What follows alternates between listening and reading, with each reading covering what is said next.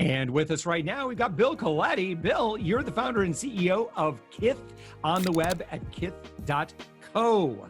Thanks so much for, and by the way, Kith is spelled K-I-T-H. It's not Mike Tyson saying Kith. It's kind of like Mike Tyson saying kiss. It is. I'd like to kith you. Well, where did the name Kith? And the name when you're ready to hear it. Yeah. No, tell us, where did the name come from? So you may be familiar with the word kin. I'm going to go visit my kin folk. Huh? But in Old English, there's a phrase where on a Friday afternoon, you and I would say, what are you doing this weekend? I'm going to visit my kith and my kin. My kin are my family, but my kith are those original friends that taught you sophisticated habits, whether it's try out for the National Honor Society, try out for the soccer team, whatever that is, smoke under the bleachers, whatever those things were, because your kith has as much impact on you as your kin in sort of making you the man or woman that you are today. Yeah. So that's all Kith. right. I like it. Now, how did you spent some time in Orlando.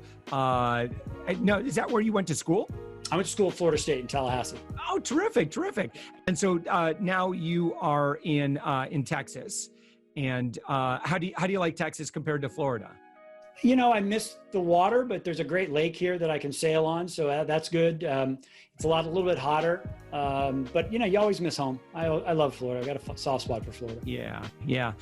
So how did you get into the field of, so what Kith does is a lot of reputation management, a lot of crisis communications, and I'm very, very excited to chat about those two subjects. But how did you find yourself in this arena?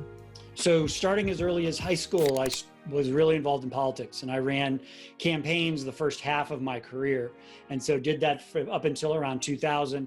And then the second half from 2000 on to now was transferring the skill sets of running a political campaign to doing that for a corporation. And when you think about a political campaign, you're just trying to have one less crisis than the other guy or create crises for the other guy. And so we got really good at doing that. So we applied the campaign skill sets into a corporate context, and now we just exclusively do it for corporations. You know, I'm not going to name names, but you know, in the world of PR, which we've done a lot of, I've done one political campaign. It was so much fun, but I know that it can suck your soul. And I used to tell people that the worst thing you can say in an interview is no comment. I no longer say that because of the mess that we were. So our client's opponent he was doing a lot of shady stuff for a lot of years, and he was just kind of good old boy network. Really never got called out on it. Technically not illegal, but definitely, come on, that's scummy. So we got some reporters connected in on what the guy was actually doing, and you know, it was a little complicated, so we had to really kind of break it down and explain it to him, and like, no, this is exactly what he's doing. And so the best moment was in my TV work that I've ever done for a client was, we got this petite little reporter, probably 25 years old. And so she's interviewing this stodgy old white dude, been in politics for 30 years, 40 years. And so she starts asking him questions about this little shady housing thing that he was doing on the side with his family members. And he gets really agitated. And she presses him on it. And I'm like, oh, you go. And then, so he's like, all right, that's it. And so, you know, when someone's like wired up and their lavalier microphones underneath their shirt. So he spends like 20, 30 seconds. Oh, this interview is over. And he's like trying to get this microphone off, and he's getting red in the face. And she's just standing there with the microphone. She kind of looks at the camera like, I can't believe what's going on right now. And she's, you know, still trying to like keep him focused on answering the question. He's like, I'm not answering. And he's like storms off. The camera thankfully wasn't wired in. So they actually follow him through the hallways as he's storming off into his office, slams the door in her face. She turns around and looks at the camera with her microphones like, I guess he doesn't want to answer any questions. So, and so to my client, I'm like, cut it. That's all you got to do is just take that news story and run that on social. You got it. There's no way this is yours to lose at this point. Sure enough, he upsetted someone, an upset victory. Guy, again, beat a 24-year incumbent. It was in Central Florida, or where was that? Seminole County. I'm starting to get a little warmer on who it is. Like, I feel uncomfortable because I don't want anyone coming to kill me. All good. We'll do that when the recording's off. No, it's all good. I'm with you.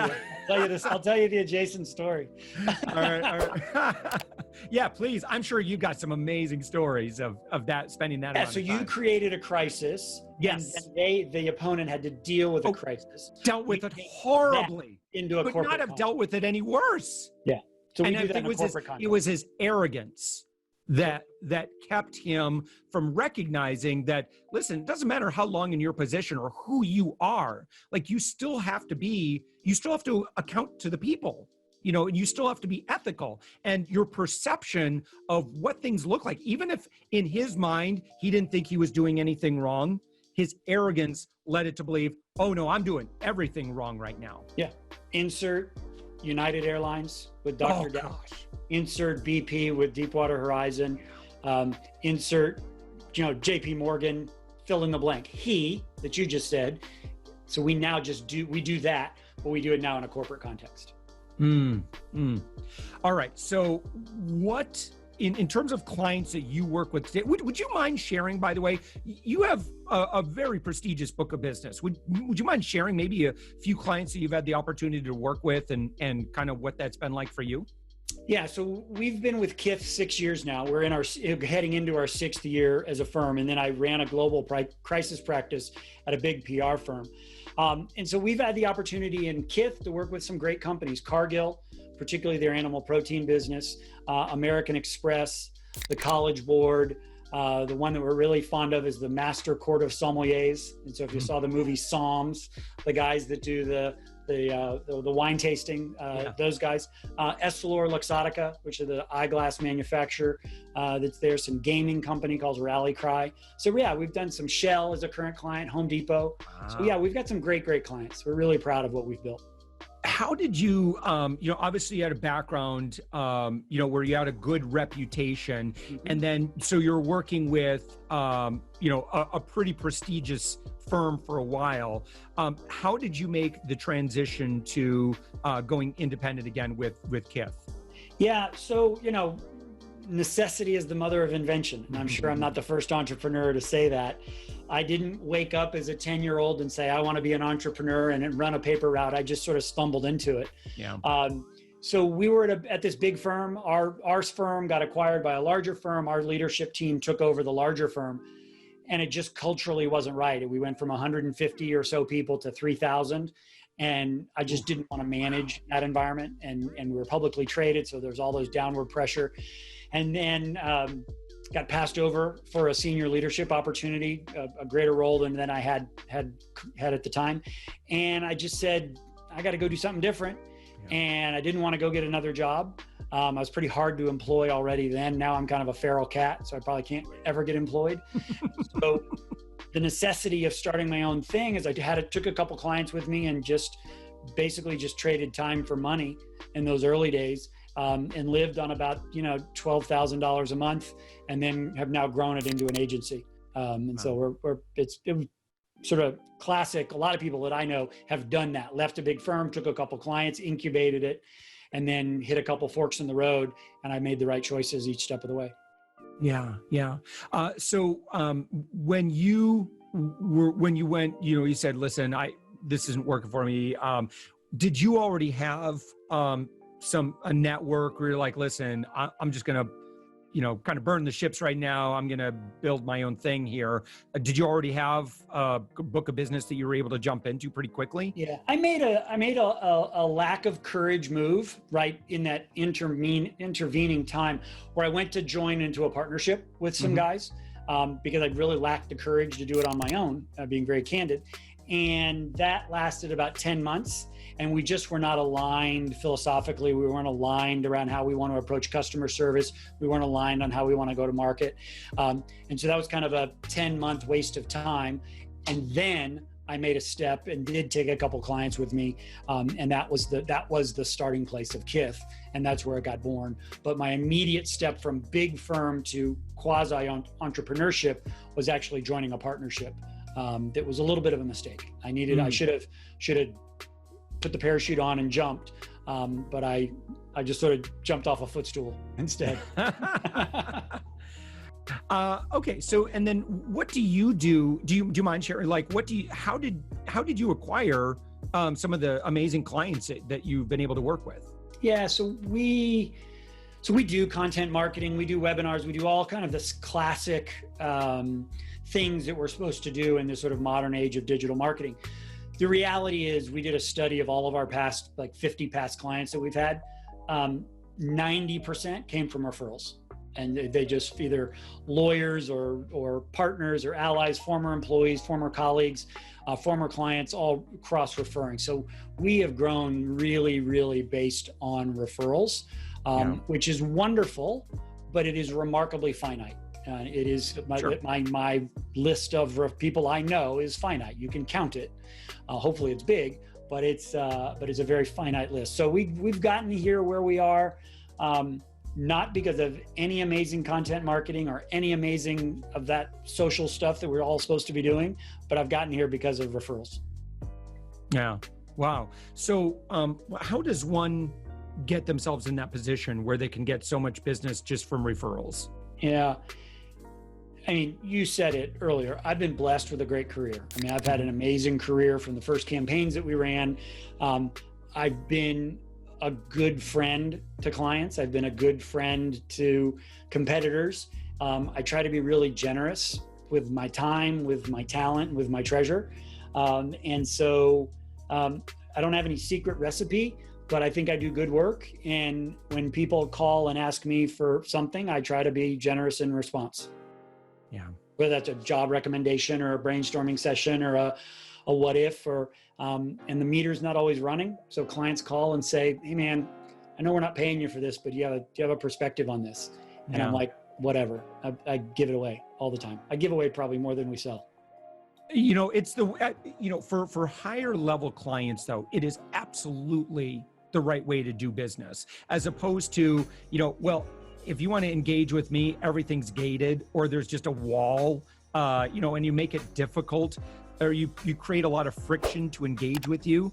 It should be more friction to not engage with you, and it should be just this, this trust, right? And so if someone feels like you just trust them and you're just there because for you want the outcome for them, and the revenue is just, the money is just a formality. Me getting paid, well, yeah, of course I'm going to get paid for my work, but listen, what I'm more excited about is this outcome that we can do together. Absolutely. I think that has something to do with it.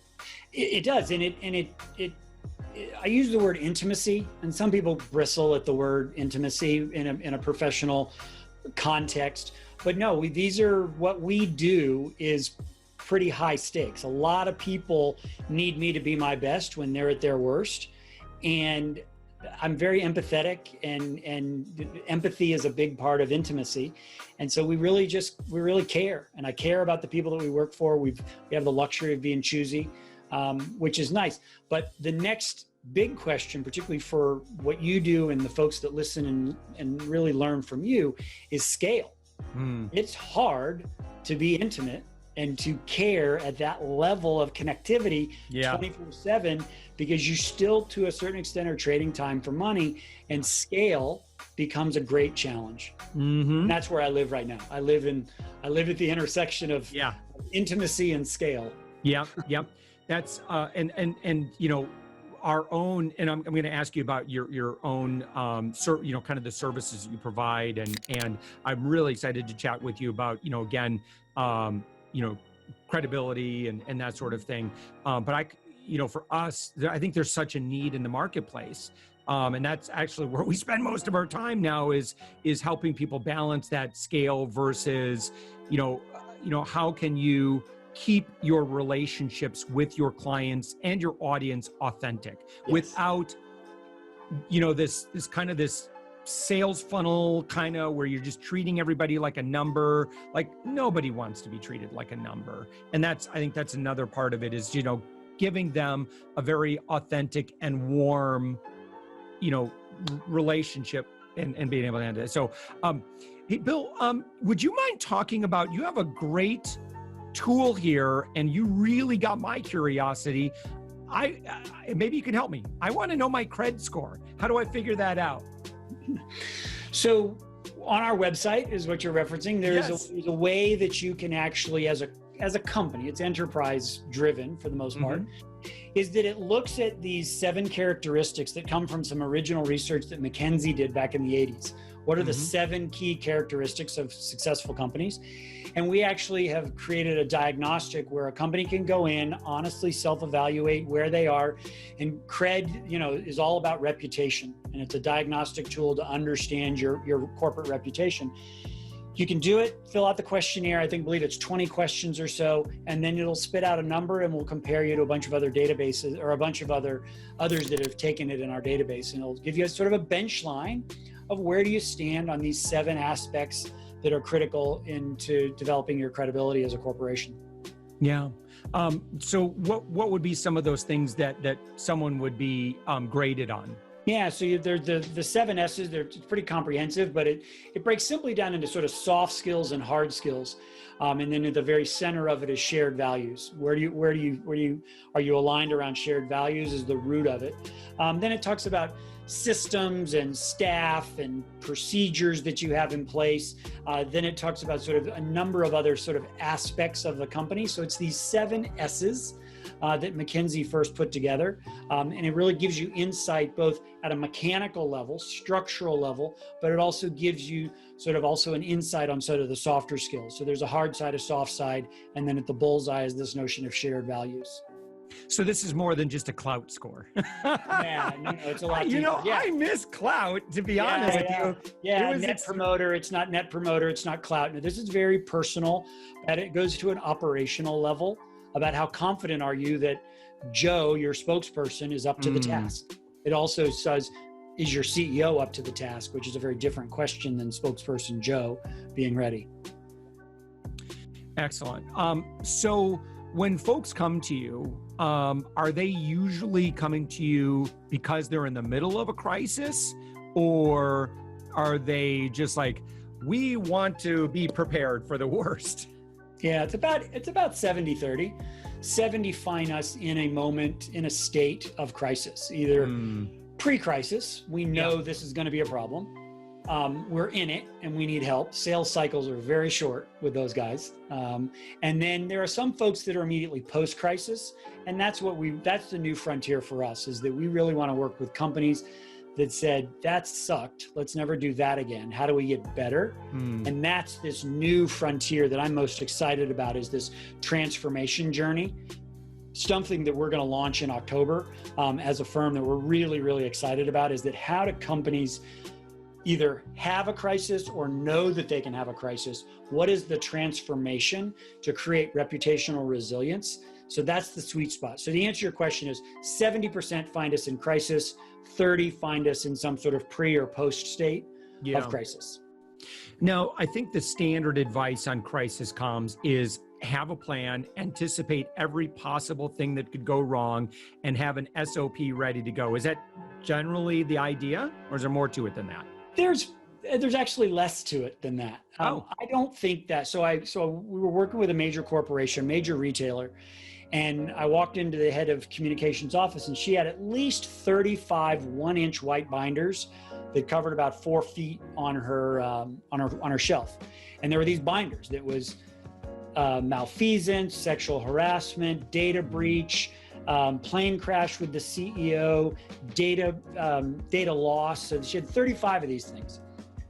They called us, and it was crisis 36 that she called me about. There was none of these things built on the shelf that was there. And so I don't think having an infinite number of plans for infinite permutations of crazy things that could happen is the right thing to do. I really think we can simplify it. And I think there are 2 equations that I look at it. Basically, A crisis is about managing input and managing output. And there's a lot that goes into managing input. And there's a lot that goes into managing output. The other thing is this simple equation, and if all companies would do it, it would really be great, is that the key differentiator between good and great is speed. How fast you fill the vacuum in the marketplace. The way you get speed is being really clear about mission and values. What do you stand for? Why are we doing this? Who matters to us? With chain of command. How do we make decisions? So speed equals the sum of mission and values plus chain of command. And so we articulate to our clients, let's get really clear on that. Let's have some basic protocols, basic communications. Let's write some holding statements that'll get us fast, but we do not need an infinite myriad of white binders stacked up on a shelf. Because if you have 35 of them, I'll guarantee you the one that's going to tag you is going to be 36. So don't have it. So let's get aligned on the things that really matter. Yeah. And plus, how often are you, if you got 35, crisis plans, and, how often then do you have to keep them updated because things change and they're like, nobody does. Okay, let's go grab the binder, blow the dust off of it. Let's see, what did we say 7 years ago that we should do if this ever happens? Oh, wait a minute. That is my Halloween tweet or Halloween blog post that I write every year. It's this picture of 35 binders with cobwebs all over it. So that's exactly what you just described is what I do. Absolutely. Bill Coletti, again, you're the founder and CEO of Kith.co. Anything else that folks should look for? So I think, we just try to really, as I mentioned earlier, try to be really generous. And we, I think, we're really excited about this notion of a transformation journey, is that I've just seen too many clients repeat the same behaviors in a crisis, either pre, during, or post a crisis. We really think that companies can be transformed. And that's what we're real excited to be talking about in the future. And we're real excited to work with clients now. We're going to market with it, as I mentioned, in a couple of months. But I think that's the future for us, is a future state that we can create reputational resilience in and around crisis. And so we're excited about that. All right, Bill Coletti, again, Kith.co, Kith.co. Thank you so much for joining us, Bill. Josh, thank you for everything that you do. It's amazing stuff. Keep it up.